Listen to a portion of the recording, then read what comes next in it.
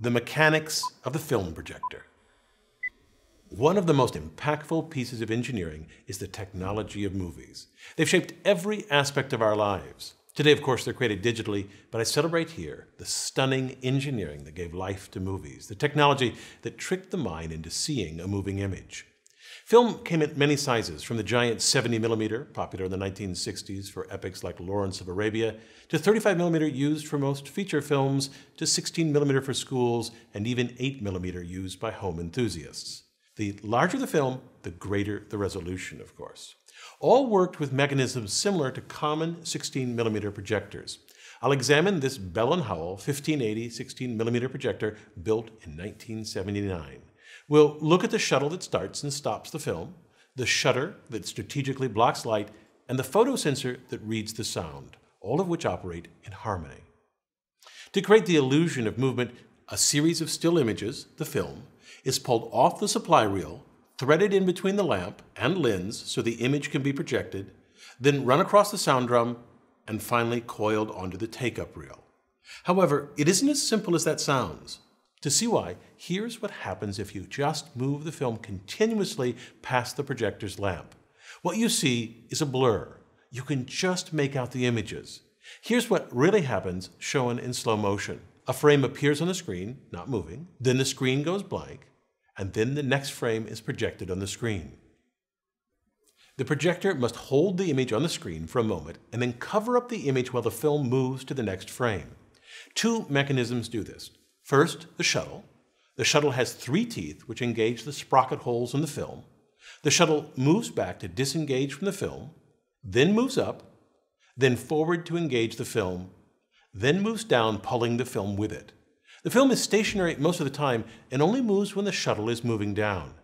This is the intermittent motion of the film necessary to avoid blurring of the projected image. Here is slow motion footage of the shuttle moving up and down intermittently. From this angle, you clearly see the shuttle move forward and back to engage and disengage from the film. 2 shuttle arms hold the teeth of the shuttle in place. In between the arms is an eccentric cam. This cam rotates with an axle and moves the shuttle arms up and down. The outline of the cam has a constant width so that the distance between the arms doesn't change. The cam shape holds the shuttle steady at the top and bottom of its travel. To see how the shuttle moves forward and backward, let's look down from above. The shuttle arms act like a third-class lever. They pivot on one end, and at the other end, a spring force pushes them forward and an effort forces them backwards. This backwards effort is created by a disc tilted a few degrees off of the axle. When the axle turns, the disc wobbles. A horizontal post connected to the shuttle arms is pressed into contact with the wobbling disc by the spring force. As the axle turns and the disc wobbles, the shuttle arms are rhythmically pressed backwards. This movement is synced with the eccentric cam to create the required motion of the shuttle. The shuttle transports the film so that it's stationary most of the time and quickly advances to the next frame. Though it is rapid, the film movement will still cause blur in the projected image. The blur is eliminated by a shutter. The shutter is a disc with a blade that protrudes from half the circumference. The other half is open. The shutter rotates once every frame and is synced so that the shutter blade blocks light from the lamp while the shuttle is advancing the film. This prevents the projection of film motion on the screen. The film passes by the lamp at 24 frames per second. At that rate, the human mind blends the still frames into fluid motion. A projector with a single bladed shutter blocks light from the lamp once every frame. So half the time, every 24th of a second, the screen is dark. This switching between a bright projected image and darkness is called flicker. If the flicker occurs at about 60 to 70 times per second, the bright flashes fuse together and appear, to the human eye, continuously bright with no periods of darkness. This rate is called the flicker fusion threshold. Since 24 flickers per second is below the threshold, the flicker is visible. This flicker is the origin of the term flick as slang for movies. But modern film projectors don't have this problem. How did they fix it?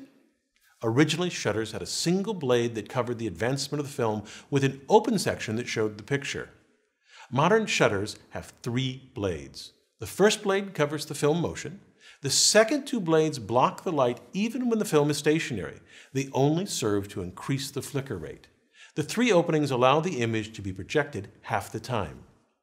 Here I've labeled the 3 blades with 1, 2, and 3 dots. Notice that the shuttle moves downward only when blade number 1 blocks the light. The 3-bladed shutter is a simple and inexpensive solution that works well.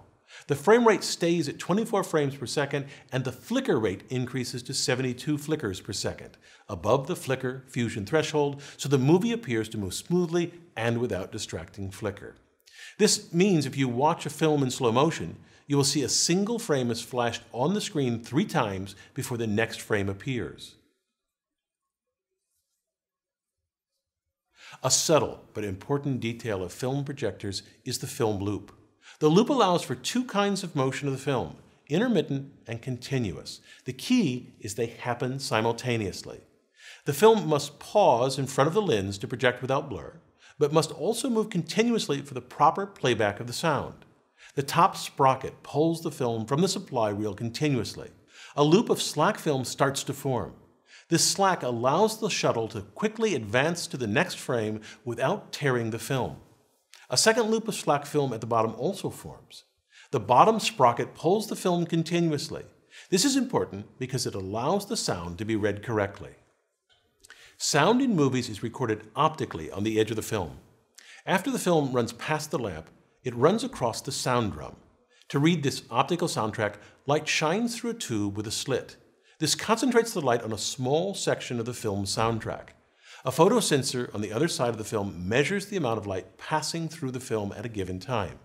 The photosensor converts the amount of light transmitted into current, and this current drives the speakers.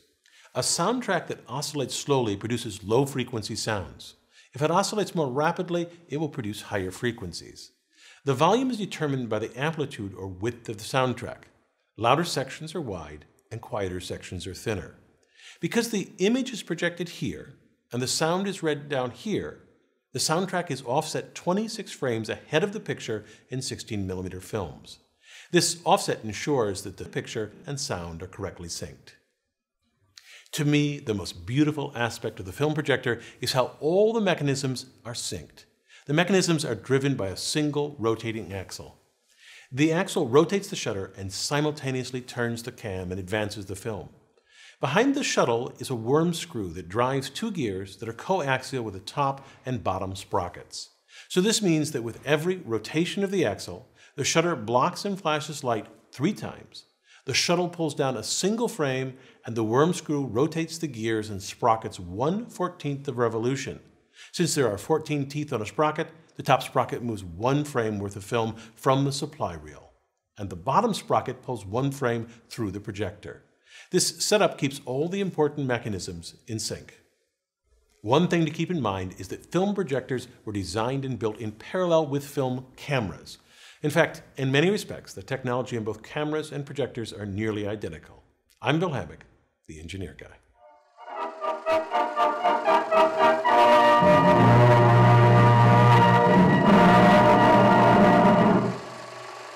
Thank you to our advanced viewers who helped shape this video. Will you help us make our next video? Will you become an advanced viewer? Go to engineerguy.com/preview to sign up. We'd love for you to join us.